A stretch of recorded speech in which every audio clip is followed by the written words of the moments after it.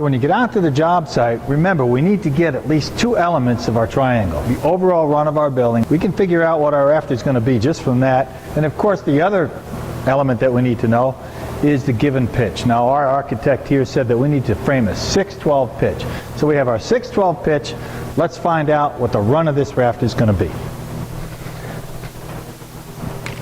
You measure the width of your building. Take the entire width. Notice that I'm measuring from outside of sheathing to outside of sheathing. 6 foot and 3/4 of an inch. So 6 foot and 3/4. That's the overall width of the building. We'll write that down. 6 foot 3/4 of an inch. That's our overall run. That's our run of the entire building. But you know, we're not going to frame our rafters from side to side. We've got something in between there. We've got our ridge beam. We need to get the ridge beam out of there. So I always use this very same procedure every single time. I never change it because it prevents me from making a mistake. First thing we need to do is take the ridge beam, which is in this case 1.5 inches, and get that out of that overall run. So take my calculator and I take that 6 foot 3/4 inch, and I need to deduct the entire width of the ridge, regardless of what the ridge is. In my case, 1.5 inches, but if it's a double 2x, that might be 3 inches. I'll take that entire measurement out. So I go -1 inch 1/2, and I end up with 5 foot 11 1/4. I'm going to write that down, 5 foot 11 1/4 inch. That's my adjusted overall. So we have 5'11 1/4, but our rafter, it's only going to go half of that building. So I need to divide that by 2. So I put divide 2, and here I get the run of this rafter, which I put down. The run is 2 foot 11 5/8 of an inch. That's the number that I'm looking for, the run of the rafter. So let's enter that as run. Now the other element that I'm looking for was what? That was pitch. 6-inch pitch. The calculator is completely ready to do all our calculations. All I need to do is press a few keystrokes. First thing I want to know is my rafter length. I hit diagonal. So I'll put down my diagonal here. That's 3 foot 3/13/16. And one other thing that's really helpful, it's the rise. And I'll tell you about that in just a minute. We press rise. Put this down is 1 foot 5 13/16. See the precision that we're working to? You can't step off with a framing square to that type of precision, but my calculator gets me right there. And of course, don't forget, this is a 6-inch pitch. So everything's on the template that I'm going to be working with. So I'll run these calculations 3 or 4 times to make sure that I have the exact numbers, that nothing varies, and I'm ready to cut. Personally, I prefer to use a framing square. It just gives me a much more accurate line, easier to lay out, and you'll see how I can use it later on to really lay out the bird's mouth. Saves me a ton of time. First thing I like to do, set of stair gauges. I don't know if you're familiar with them. Stair builders use this on the framing squares. I use them to lay out my rafters. Just speeds up the process a little bit. What I want to do is take my stair gauge, put one that represents the pitch of the rafter. Now we're working with a 6/12, so my stair gauge is going to index the 6 right on the edge of that rafter, and the second one will be on the 12. So when I set my framing square up, I get a perfect 6/12 pitch rafter right off the bat. So it doesn't make a difference which way I hold this framing square. Remember, the tongue always represents the vertical and the body represents horizontal. So if I set it right up here on top of my rafter, I can scribe this, and this will be my 6/12 pitch. I want to do that first. There's a particular reason why I always like to cut the head of the rafter first. Let me cut that off at that 6/12 pitch.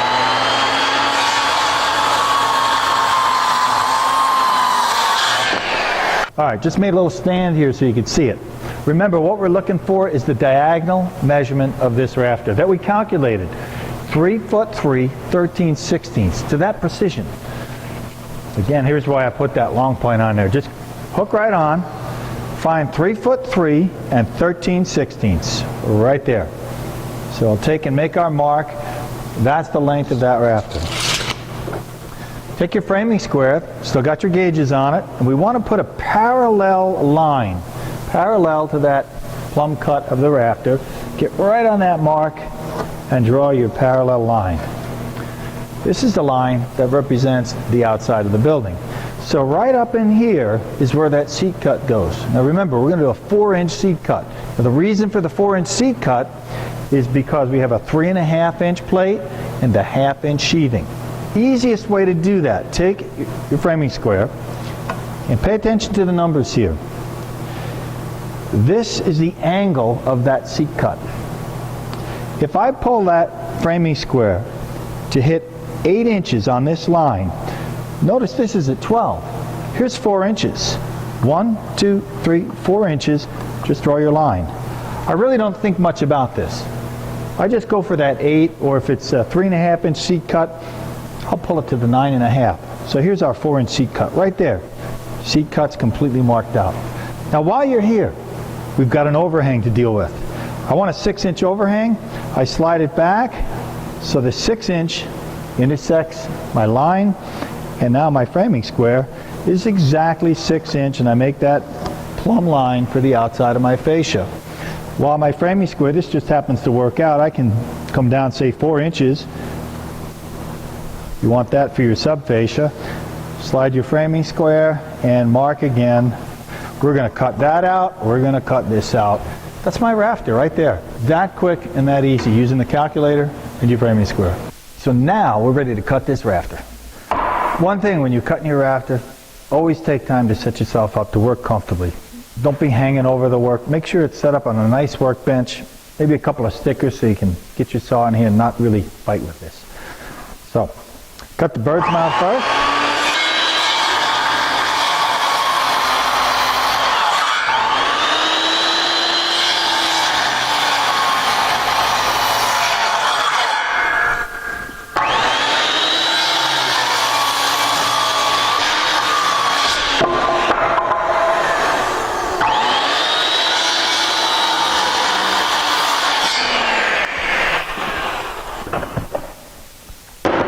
That's it. Now I can use this pattern as a template to cut all of my other rafters. Okay, I've got all of my rafters cut. Now I'm ready to get them set up. And years ago I used to put my rafters together and kind of wiggle my ridge beam in here somewhere. It was kind of always a guess. But one thing I realized, that without calculator, it's so much easier. Remember I wrote all of those measurements down earlier? Let's take a look at the one I want. The rise. We calculated what the rise of this rafter would be. So the rise is 1 foot 5 13/16. How does that relate to where my ridge beam is going to go? Well, the only way I can do that is with a story pole.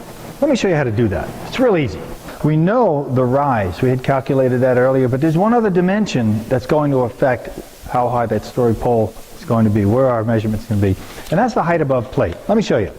If I take my rafter and I set it on my plate, notice that the calculator, when it calculated this rafter, it calculated from the very outside edge of this building, but the rafter sticks way above that. That's 4 inches or so up above it.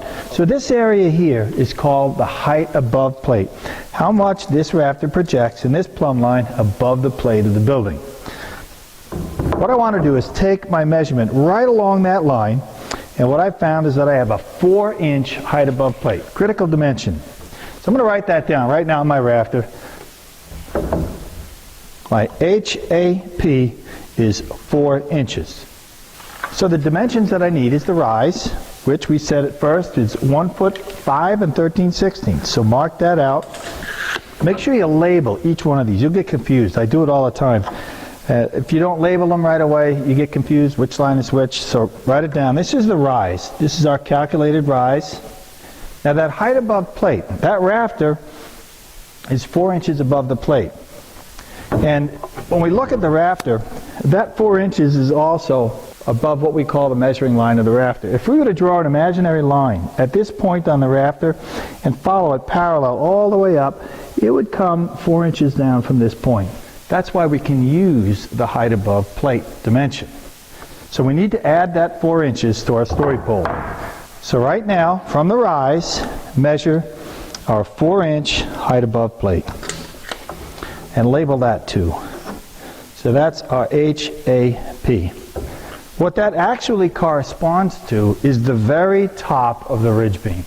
So now it's easy. if we know the dimension of our ridge beam, doesn't make a difference what we're using. In this case, we're just going to use a 2x6, measures 5.5 inches.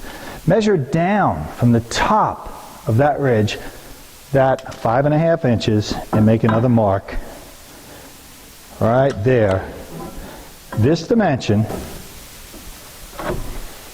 is now going to be my ridge post.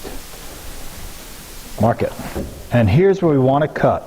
One suggestion, this is a little tiny set that we're working off of, but if it's a much larger building, there's some variations in building height. What I'll typically do is cut 1/4 to 1/2 inch short of that mark. That allows me, when I put it together, to be able to shim the ridge exactly to the position that I want.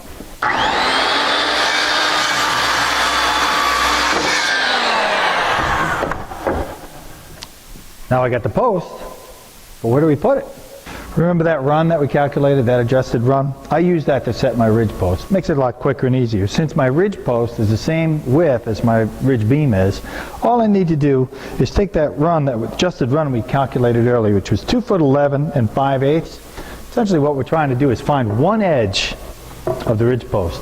If you mark the center, you're still going to have to measure off. So I just take that 2'11" and 5/8, put a mark there at 2'11" and 5/8, and that's going to be the edge of one side of my ridge post, and that'll center it perfectly. Just to double check yourself if you're not sure, mark 2'11" and 5/8 on this side. It's going to be perfect. So right here, set our ridge post up. That's dead center of the building, support the ridge at the correct elevation, and our roof rafters should just drop right on top. See how easy that is? Setting the ridge post first really makes it easy. Let me just review that with you. Here's a copy of the ridge post that we made. Actually, it's the story pole that we made.